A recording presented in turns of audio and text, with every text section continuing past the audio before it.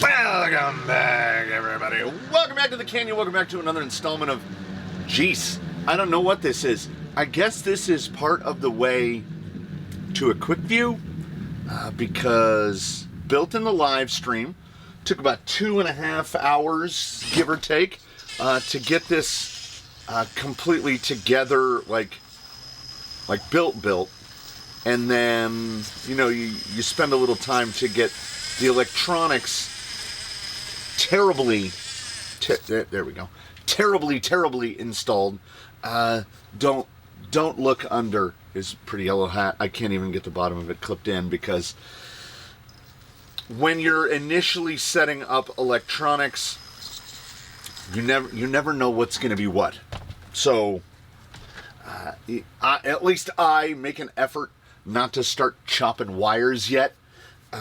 Shocks are filled, 40 weight all around, and it feels just about right. The way the geometry is, the Yue One, for those wondering. I mean, if you got here and you don't know what it is, I don't know how that works. This is the Yue One kit. I guess we would call it a kit from Rhino RC off of AliExpress. And the only thing here that is not from the Yue One kit are the wheels and tires, the battery, and the receiver. It comes with the servo, it comes with the motor, it comes with the Rhino V80 ESC, it comes with all the links, the drive shafts, everything. It's how things should be. I had recently tested Extreme Round Huge Pins, and they just seemed like the guys for the job. I haven't even really, this would ordinarily be the phase of what we would call a ghost ride, but this thing does not have a body, so I guess it's like the Frankenstein ride. The links are in all of the positions that were indicated by the manual, and the manual led us astray in a couple spots. If you haven't seen that live stream, it had the rear links mounting in the wrong places so that the drive shaft wouldn't engage. So something in the manual, parts of the manual updated sometime along the line. It had these links mounting back to this hole, which pushed the whole thing back. I didn't even change the mounting hole of the uppers, and as you can see, the rear drive shaft angle is exactly where it should be. We've got a little bit of breakover under here. Last I checked, I did lower it a little with the springs, but no, you can still. So that's a 9x6x4 yoga block, and if you set it this way, these things, the sporties, the shafties, these are all about this, that breakover. So if you saw from underneath, the rear link length is ridiculous. The front link length is quite short. As far as a kit goes, pretty well full-featured. During the live stream, I had not taken any part of the axles apart, so I was speculating on FDR, final drive ratio. And the final drive ratio of this vehicle as equipped could be up to 90:1. So if 4S and higher KV is your jam, you can absolutely get there. It is not in this. They run 824s for ring and pinion instead of an 830. So that's a big jump there. And then the gears in the portals are what are overdrive gears, 1520s instead of the 1223s. So that still gives us a final ratio. I had done the math, and I want to say it's right around 60:1, which is that's fine. That's ordinarily where we're going to fall. But you see, you can get a little bit of wheel speed there, which is great because we're running 3S on a 1900, and it honestly, just from setting the endpoints on the floor, it feels like it's going to be pretty close. So it is the RC timer servo, which lists itself as 45 kg. It definitely seems brisk enough. Rhino S12 1900, which is the little short kind of pancakey one. They call it an S12. They're basically a 3625, kind of between a 3625 and a 3630. And then I hid these. I mean, don't look too closely. There's a lot of zip ties. There's a lot of bundling. V80 up there on the brace kind of fits nice right in there. Couldn't find a place to then put the receiver, so it's just stuff's just zip tied together because I want to see this thing do things. And among those things, like not fall off Mount Tumbledore, things like that. I did indeed make sure to throw it on the scales, just out of curiosity, to see what it is in the fully stock configuration. I haven't moved link positions. I haven't done anything, as was mentioned.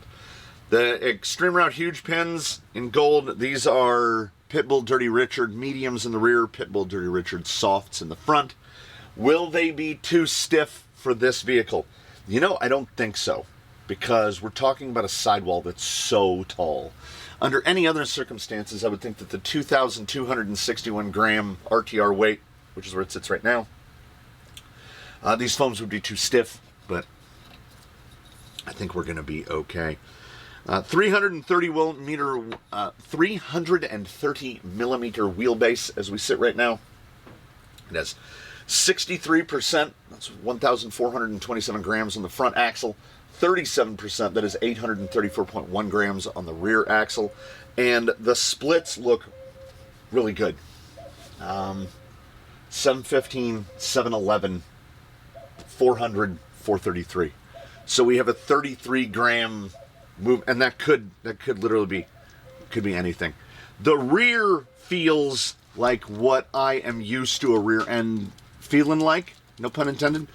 The front, the way the shock angles are, the way the front geometry is, like, see how smooth that is? The resistance to flexing, also the amount of flex in the front compared to the amount of flex. This is the way it was laid out. This is the way it was laid out. To me, it feels foreign and weird. But that does nothing to indicate performance. I don't have anything like this. Some of those things squeaking away. It can go plenty slow, that's for sure. I mean, you know, so I'm very curious. I feel like we needed something like this, and the gateway to admission into sporties, into sportsmans like this, tends to be, oh, you know, high, quite high. He might still be sitting too high. There is so little in the way of sprung weight. I harp repeatedly on sprung weight versus unsprung being more important than fore to aft bias, and I stand by that because I have vehicles that are 55-45 and they climb great because they keep all of the weight as low as possible and not sprung. Sprung weight is, I think, what kills us. It causes a lot of transfer. There's really nothing to transfer here. The middle is just a little Spider Wasp hybrid, and in the box that it came in, all of the weight is in the axles and predominantly in the front axle, which does have brass knuckles. As I said, nothing added. I used the pinion that came with the kit. I used all of the parts that came with the kit. The only thing that wasn't in the box would be some of the screws. Like, I couldn't find a screw I needed, so I grabbed another screw. I mean, let's just get to what we're getting to. I don't want to see it. I gotta see it, because we build a lot of rigs around here. We've never specifically built anything of this nature, and I want to see what we're working with. Close, could almost drive upside down, not quite. Let's get out to the rocks. We'll start with some easier things. I need to work my way into it, much like on those days when I drive like a rock bouncer and then immediately followed by a hard-bodied class 1, and my brain has to go, okay. So that's why I'm starting today's day. This is the start of the day. I'm starting the day with this because I need to be, I need to go in prepared. I don't need to drive like an MST Jimny and then this. So let us go together. Let us see if it can do fantastical things. On the drive back, I was like, whoa, that's really peppy. That's a peppy boy. So I did the math again. 45 to 1. Not 60 to 1. 60 to 1 would be with 1223s in the axles. That is about where I would like to be. But let me see before we go up that. Let me get over here. Before we try any rock crawling, we'll get right here. Okay. So yeah. It's a very fast spaceship. 45 to 1 is not uncommon. It's on the one hand, it seems odd that they would gear it to remove that much gear reduction. But on the other hand, thank you, because the 824s in the axles means I put an 830 in the rear. Bosh, we've got 20% rear underdrive, and we have none right now. I know I buried that lead. It's 50-50 split. There's no underdrive, no overdrive. I would like to put 1223s in all of the portals, which will take us down to about 60 to 1, then underdrive the rear, and potentially that might be enough. I got to buy the portal gears, but 830s I've got.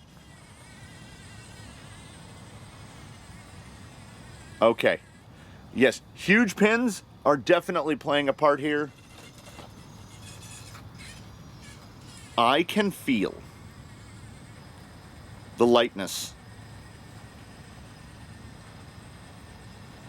Like, there's so little weight driving down on the pins. I feel like I'm ice skating.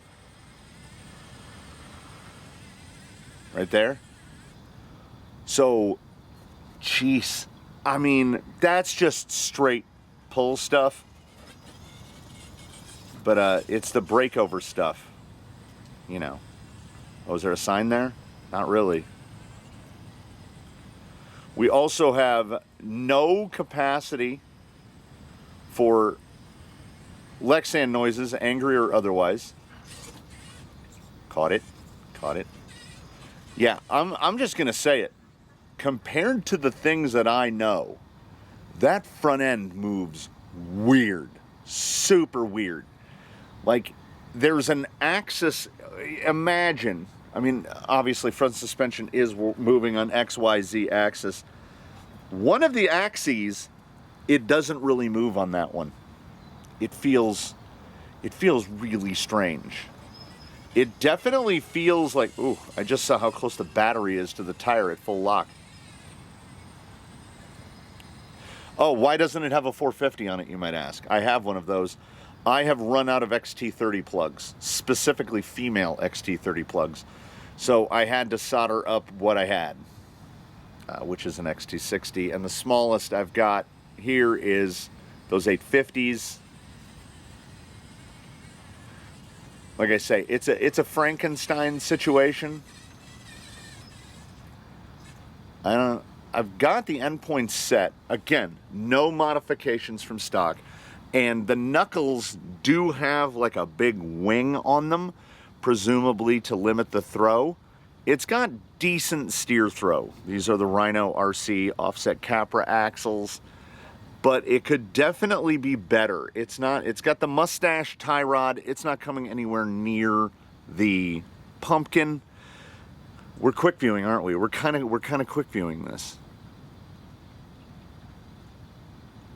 It's definitely an indication of how low the overall vehicle weight is when we can just get the clamp there.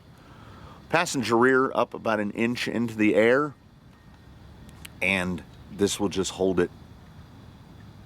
Low speed control is, I mean, how slow do you want to go? Because this will go slower than that.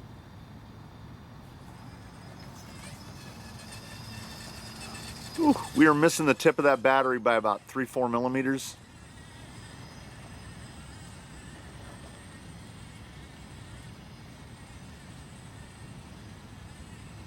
yeah, the breakover is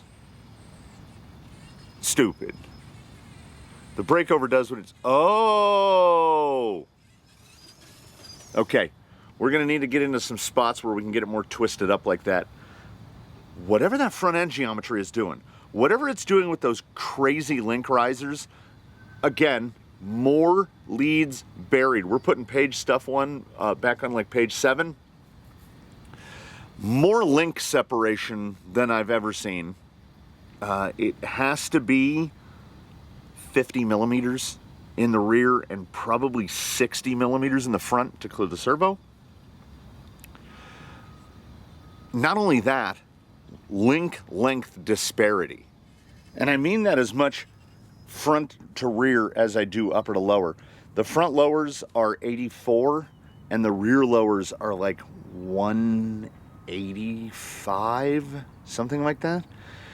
The rear uppers are 100. So they're just over half the length of the rear lowers.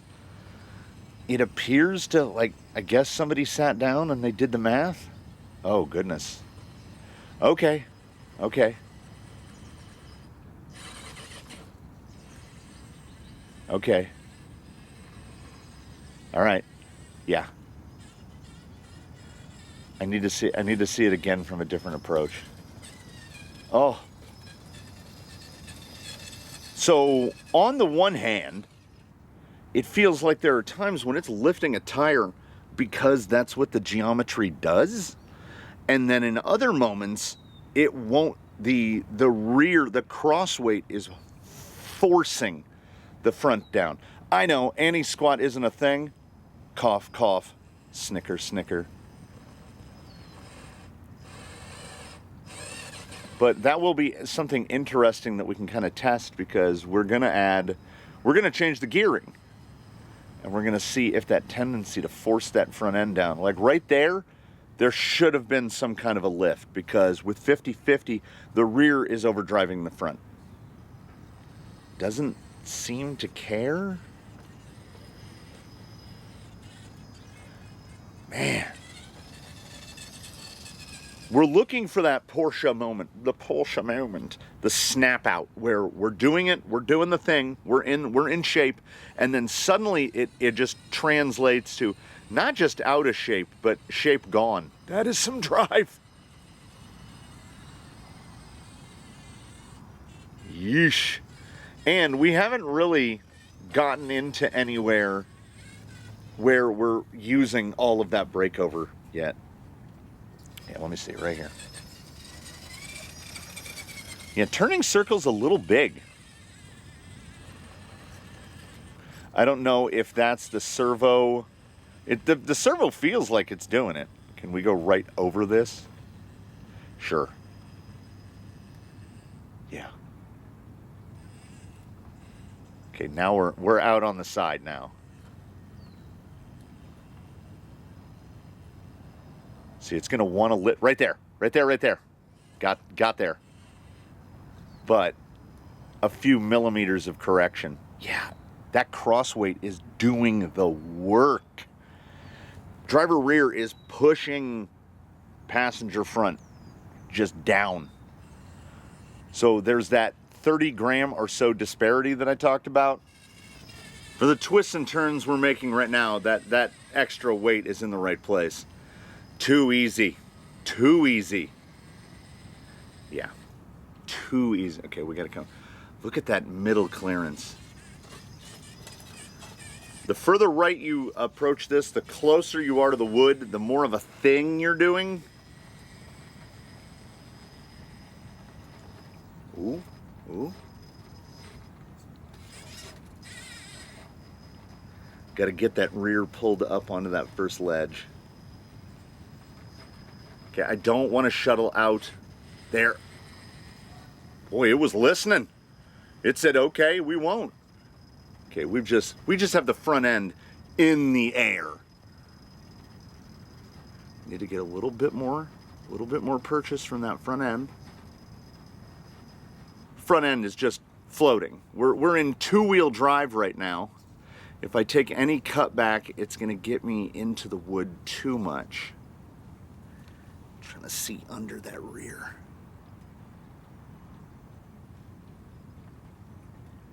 That's just standing straight up. I think I've got myself propped. Passenger front is holding us up right there. But at the same time, it doesn't feel like I'm just parked. We're just hanging out right there. Can we back out? Yeah, we can. We can almost back out of that, and we can very nearly drive upside down.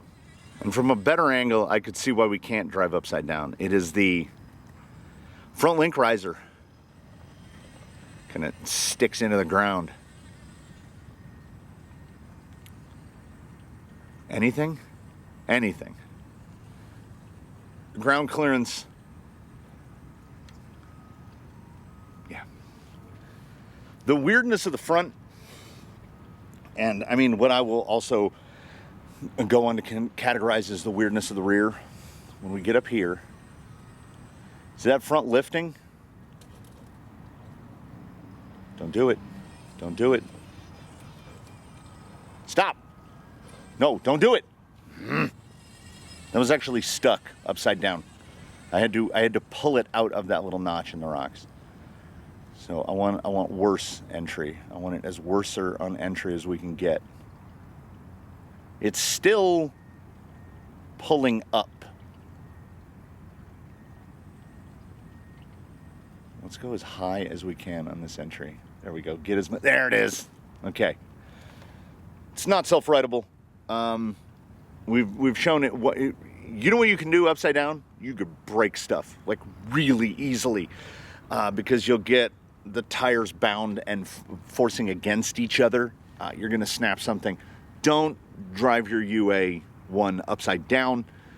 You've got to get so far and so deep into the wrong approach to get it to roll out that the claim could almost be made that it doesn't roll out. Like if we approach this in any kind of a normal fashion, and when you get into side hill like this, the inserts are perfect. That is as effortless as you could pass across that as possible. 2 small steering inputs, you just steady state your throttle application, and away it goes. It drives, looks very high, drives very low. 6-inch tires and portals are going to give us a fair amount of ground clearance. The geometry of the rear end is going to give us an absurd amount of breakover. Yeah, you just kind of point it. There was sub-zero hesitation. It did not. Just hold the trigger down. Can we cross the face here? Do we have a long enough wheelbase to get up over the top of this? Not just over the top of it, but quite easily, actually. Oh, the battery has been... Okay. Battery has slid forward a little bit. And it's also not a battery strap, but a electronic, like a cord bundling wrap that I got at the Daiso Japanese dollar store. It's the only thing I could find short enough to cross that tiny battery tray and small battery. It's just going to be straight Velcro for the 450 that this will get eventually.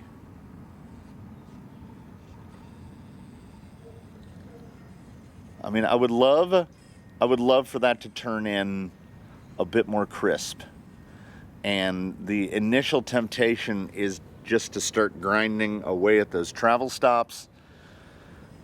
The other is, remember, the turning circle, like you can see right here. For something with a 330 wheelbase, the turning circle is not terrible. And we have no split. We're 50-50, which is going to make it turn as bad as it can turn. Like that's the worst. That's the turning circle is as bad as we're going to get. And it's not bad.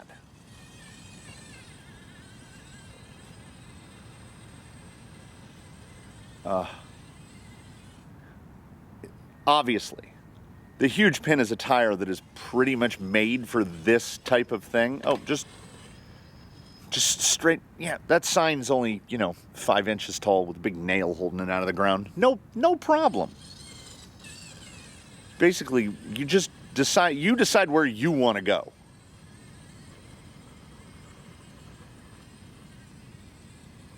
There's so little slip.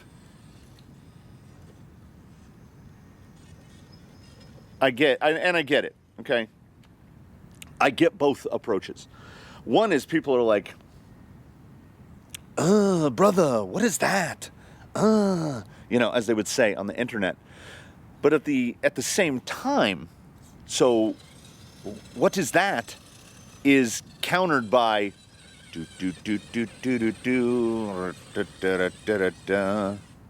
go wherever you want. No holds barred. Ground clearance for days. And we're gonna do all three. We're gonna do all three from one seated position. I'm not moving. It is weird looking, isn't it?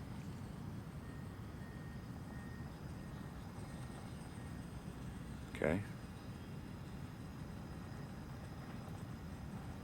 When you hear, it's not that there's lug noise, it's that you get to a point of traction where everything is slipping at once, and all of a sudden it just goes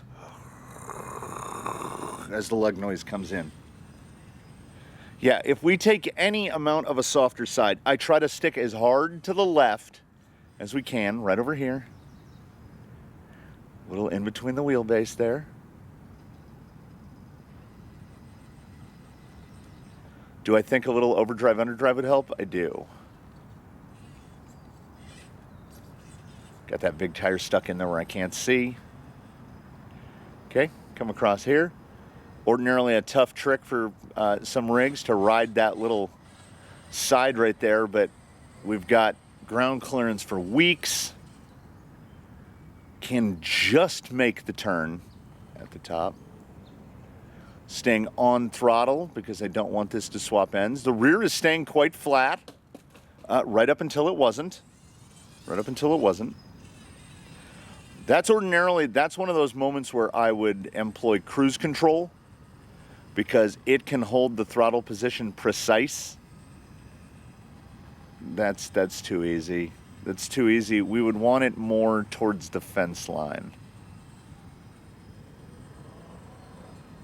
And someone might offer this. Well, I mean, look at what you're working with.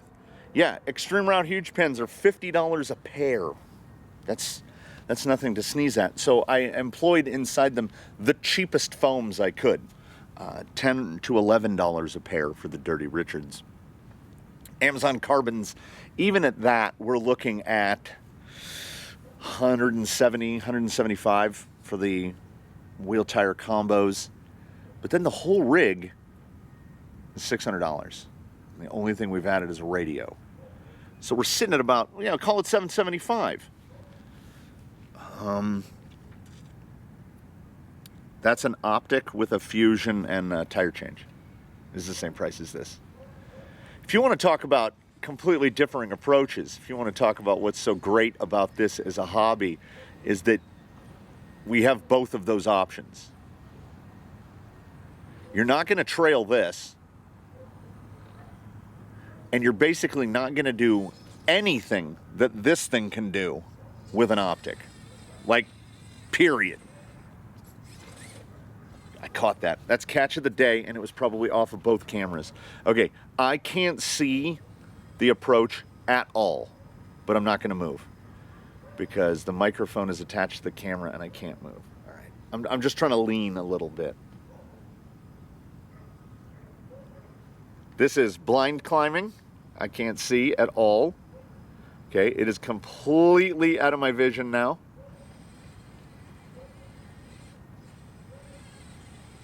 So I cannot tell. I'm climbing by sound. Okay, oh. Nope. Catch of the day was not before. Catch of the day was that, because we did not end up at the bottom of the hill in a pile. Okay, I'm gonna come across this short face here if I can. I can't drop throttle or I'll fall into the tunnel. I can tell. I think I'm hanging off the edge. Yeah, that was dumb, even by the well-established canyon standard. We're just going to sprinkle notes in here to make people make sure people are paying attention. The hottest thing on that look at that angle of approach. The hottest thing on that vehicle right now is the gearbox. It had a bunch of grease in it. I have to assume that by this point all that grease is off the gears because the gearbox is warmer than the motor. There's that spot. Let's try fence side. Look at that. When we can see, and I need to cut back again, and then right there. Hey, vision. Okay, we're gonna do this. We shouldn't, but we're gonna do it anyway. So this is a death drop right here. Look how flat that is. Look, he's got no roof.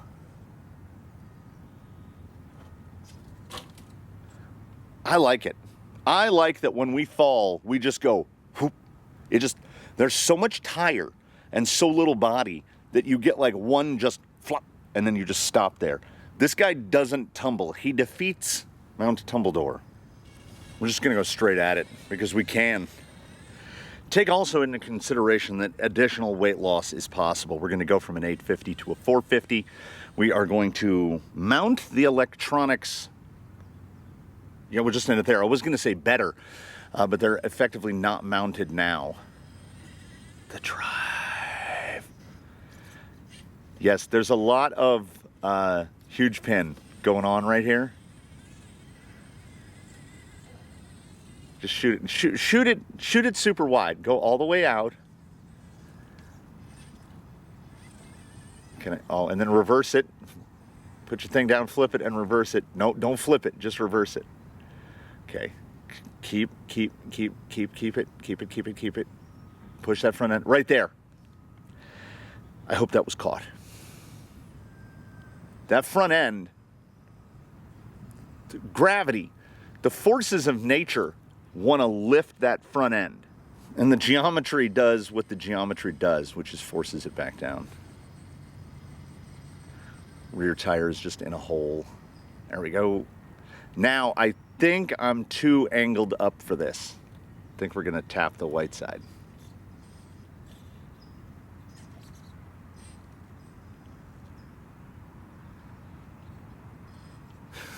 just give it a little kiss. No other rig can I think of that we can knock these around and hit I've hit that yellow ball so many times, but we haven't knocked it off yet. I'm gonna knock it off right about here.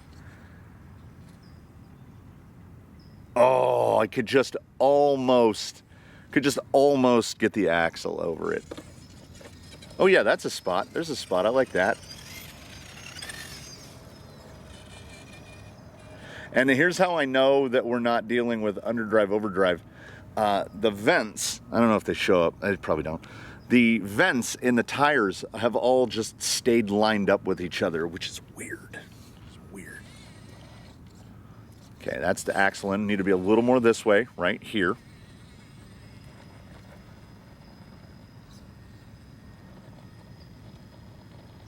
Yeah, why not? Why not?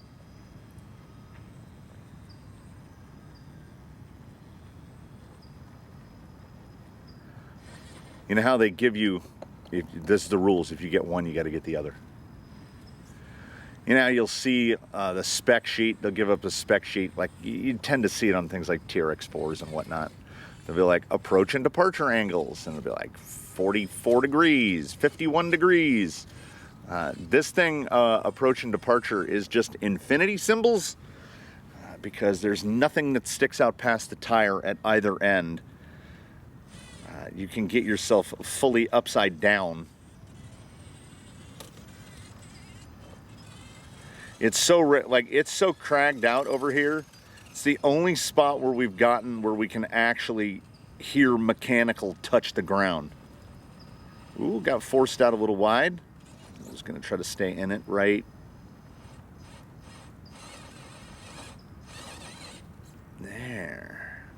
I'm trying not... I know... Okay. I built it. I know where the entry line is. I don't want that. I don't want that line. I want my own line. Straight over that. Big old crag. Don't even matter. Out through the trees. Come back around.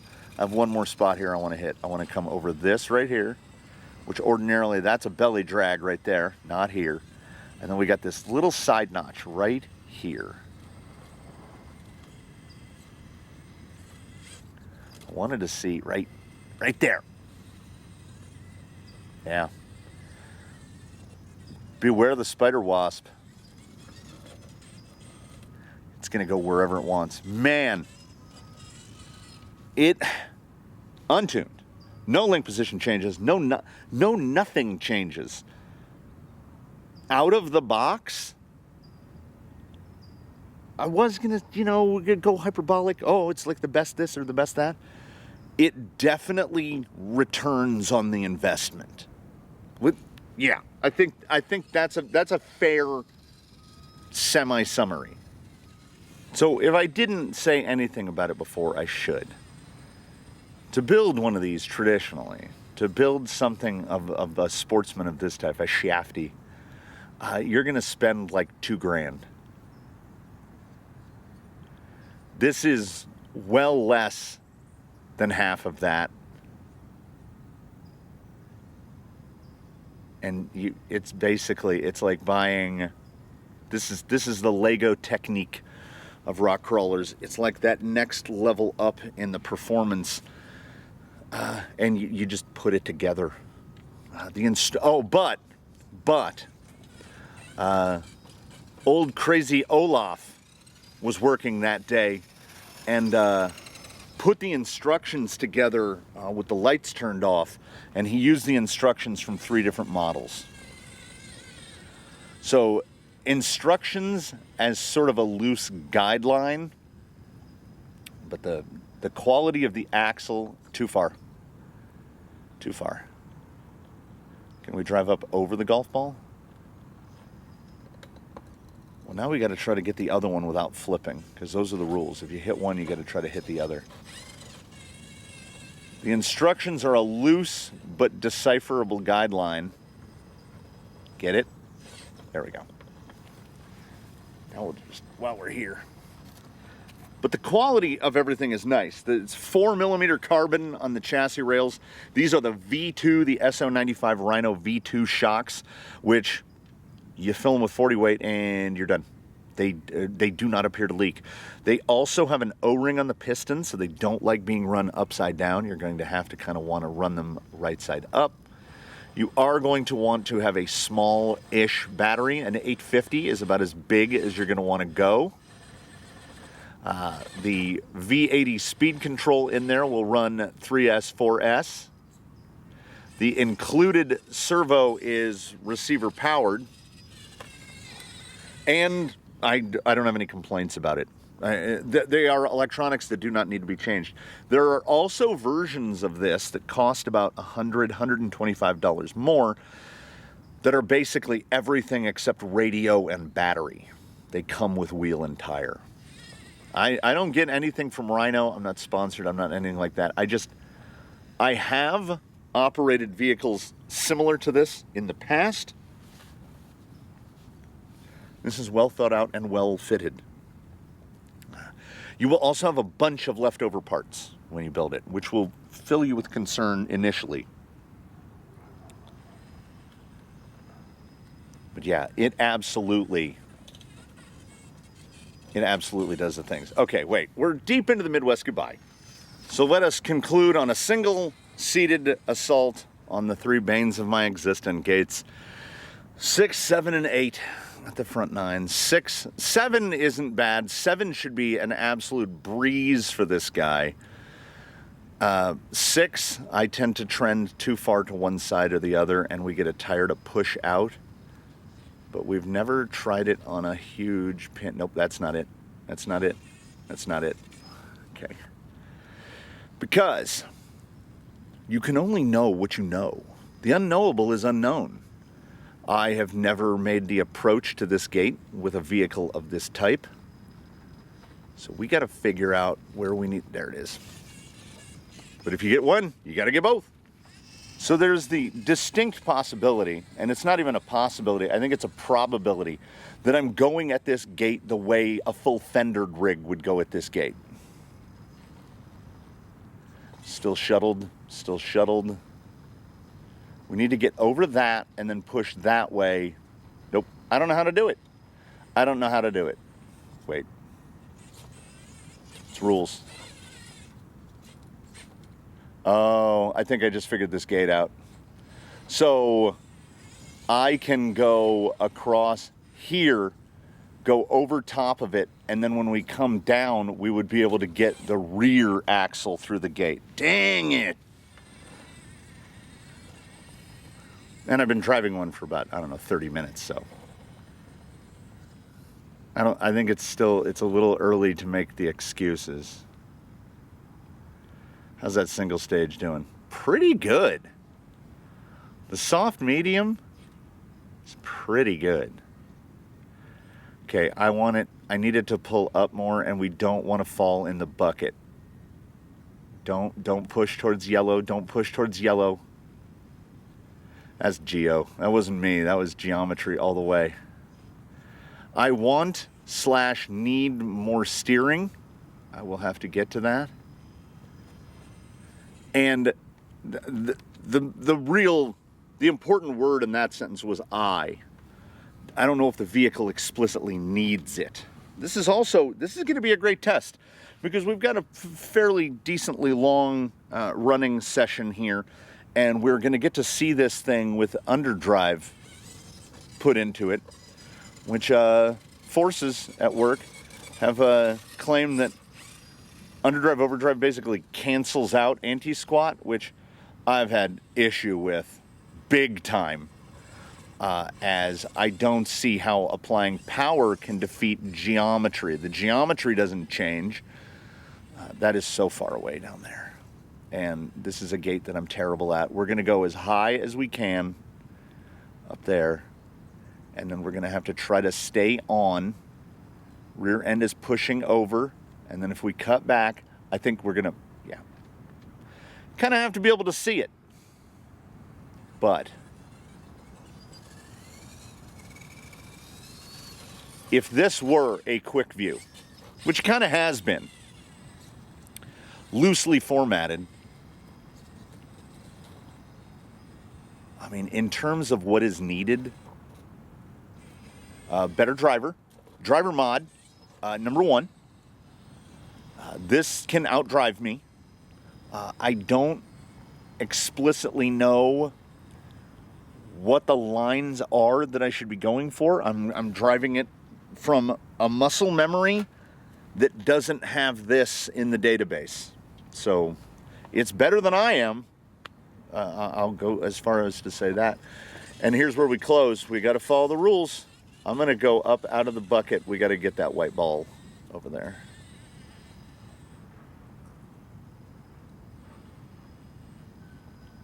Oh, I thought that was just going to dead pull. It kind of is. We just need to get the front end involved. There we go. Now we don't want to hit the white one. I'm going to have to roam around and pick up golf balls. Okay, crabbing around the top. All right. It is a fun thing to drive, man. And now that the entry point to RTR is moving up around $500, and this is like 50% more than that. Is it 50% more performance? Oh my God. That's not enough numbers. And it has the most expensive tire option that you can fit, that I can think of. So the Sportsman is not something where I consider nickel and diming to be a thing. You just do it. I mean, ordinarily guys are spending $2,000 to build this. There is such thing as a $500 front axle. Don't do it. Stop. Don't do it. I hate when my stupidity is rewarded. We knocked, his yellow hat is hanging on by a thread. We're going to take this opportunity to thank you so much for joining us here in the canyon. Leave any comments below in the place where comments go. We look forward to seeing you in the next one. We hope that in between now and then you one and all do your very best to have a good one, everybody. I'm too close to the trees. The gnats have filled my face. So we get it. We go. There we go. Thanks so much, everybody. We'll see you next time here in the canyon. He's almost lost his hat. I've almost lost my mind. I'll see you next time.